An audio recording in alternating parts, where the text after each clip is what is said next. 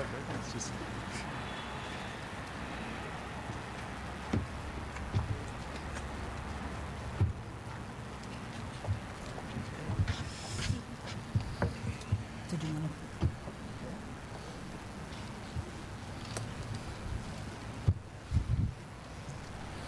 Joseph, it's Joseph A. Right? Joseph A.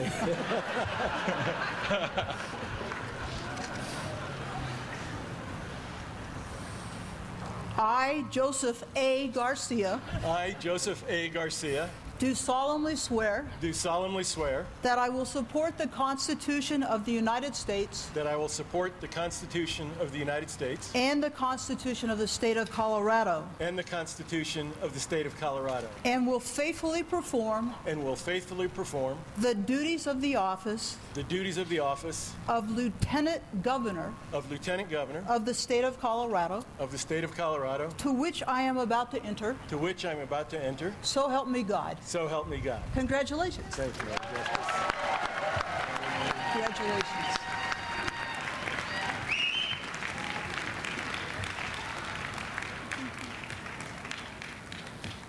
Please welcome your Lieutenant Governor. Our Lieutenant Governor. Script. Thank you.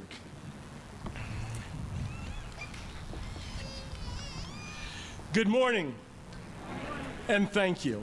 Thank you for giving me the opportunity to continue to serve this great state, the state where I've raised my 4 wonderful children, alongside Claire, my wife of 32 years.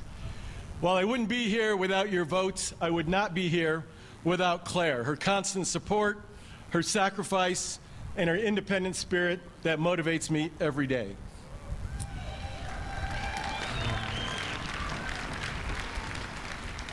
As I was thinking about today, I looked back little less than 5 years ago, the day I jumped on my motorcycle and headed to a bar in Pueblo where I met an incurable optimist named John Hickenlooper. Over a beer, and I've learned he conducts many meetings that way, he told me about his love for all of Colorado and his plan to make it a better place where we could all pursue our dreams. Now, he told me he couldn't promise that we'd win, but that I would have a chance to visit every corner of this wonderful state, every small town and big city, and that I'd sit at kitchen tables with Coloradans of every background. Now, he was right, and I am richer for that experience. It's been an honor to serve as your Lieutenant Governor, a role that has given me the opportunity to serve and explore this amazing state, whose people are as diverse as our landscapes and as inspirational as our sunsets.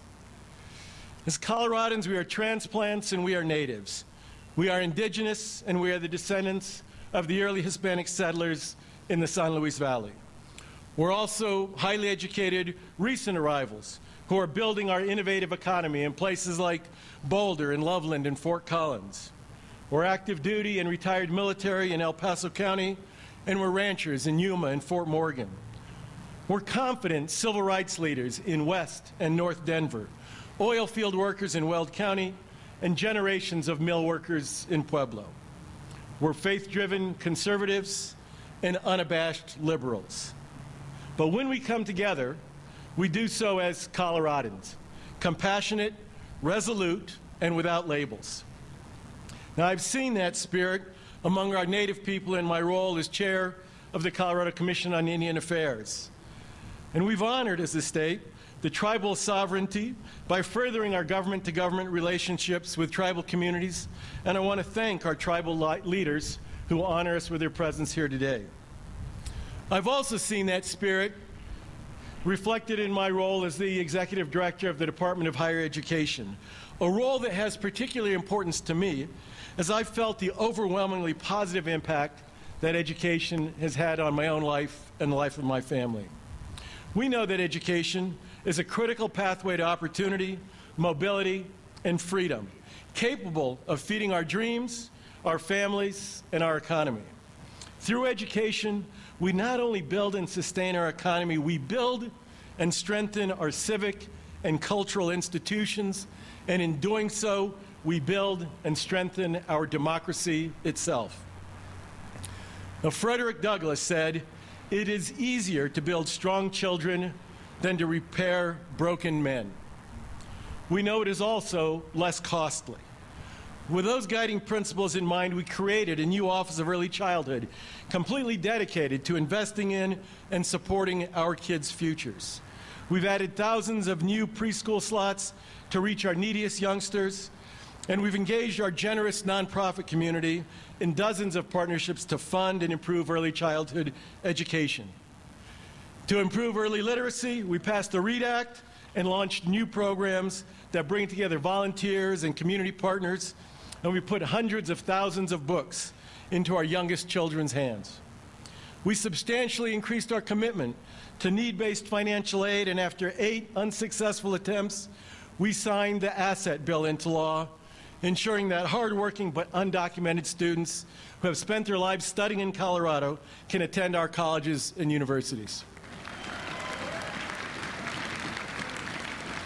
Now, all of these steps and more are leading us steadily toward achieving our goal of ensuring that 66% of Coloradans achieve a post-high school credential, a goal that will fuel my work and our economy over the next 4 years. Now, the last 4 years have been an amazing chapter in Colorado's history, and we know that the book is not yet closed. While we've seen our economy improve, unemployment decline, our businesses generate record profits, and our exports multiply, we must look behind those gaudy statistics to the people who have been left behind. We do not diminish our accomplishments by recognizing that not all among us have benefited from them. Economic prosperity for some is not the same as opportunity and prosperity for all.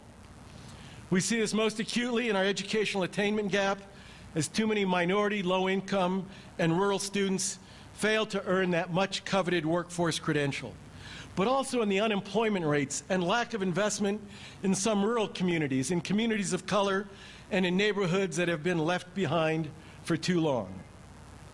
So as we set about restoring public confidence in government, we must ensure that our systems of education and of justice are both colorblind and worthy of the public's trust and confidence.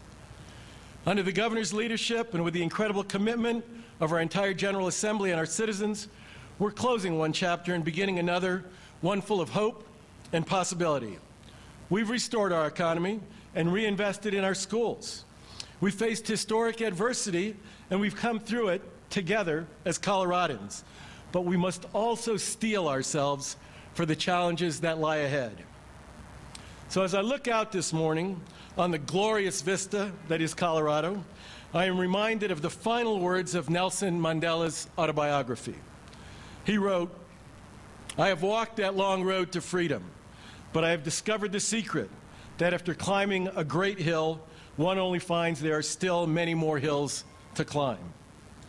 So I've taken a moment here to rest, to steal a view of the glorious vista that surrounds me, to look back on the distance I have come. But I can only rest for a moment, for with freedom comes responsibilities, and I dare not linger, for my long walk is not yet ended. Colorado, thank you for allowing me to continue to walk with you.